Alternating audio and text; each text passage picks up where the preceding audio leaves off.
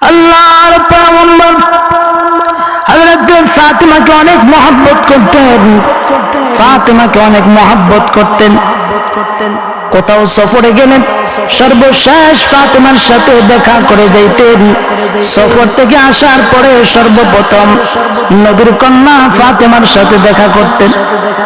আল্লাহ নবী যেদিন ইন্তেকাল হয়ে যাবে হযরতে ফাতিমার চোখের পানি বন্ধ করা যায় না।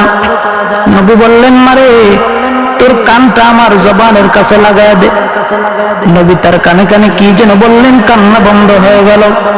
আম্মা জান আয়েশা জিজ্ঞেস করলেন, ফাতিমা রে, নবী তোমার কানে কানে কি বলেছে, তোমার কান্না বন্ধ হয়ে গেল?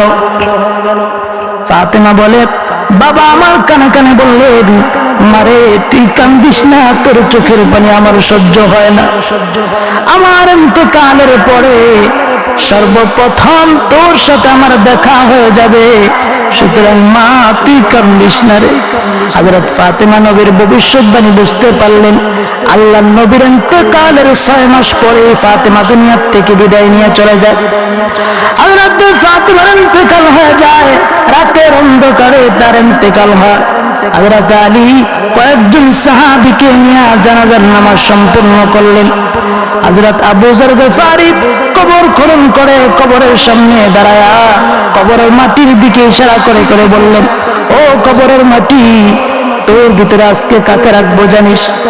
ইমাম হাসান হুসাইনের মা ফাতিমাতুজ জাহরা। খবরদার কোনো বেয়াদবি করিস না, কবর থেকে কোনো আওয়াজ আসে না।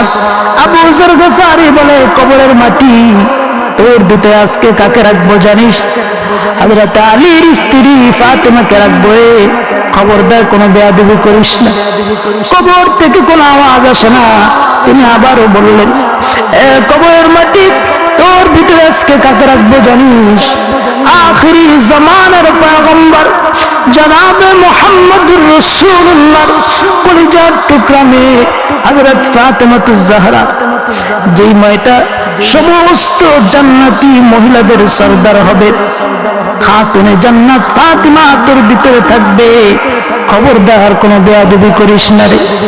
কিতাবের মধ্যে লেখে, কে যেন আওয়াজ করে করে বলতেছে, হে আবু যর, আবু যর গফারি শুনে রাখো, ইমাম হাসান হুসাইনের মাকে আমি চিনি না, আলীর স্ত্রীকে আমি চিনি না, নবীর মেয়েকে আমি চিনি না, খাতুনে জান্নাত চিনি না। আমার সামনে কোনো পরিচয় চলে না। আমল যদি ভালো হয় আমার সাথে ভালো ব্যবহার হবে, আমল যদি খারাপ হয় আমি কবরের মাটি এমন জোরে চাপা দিব, হাড্ডি মাংসগুলো একত্রিত হয়ে যাবে।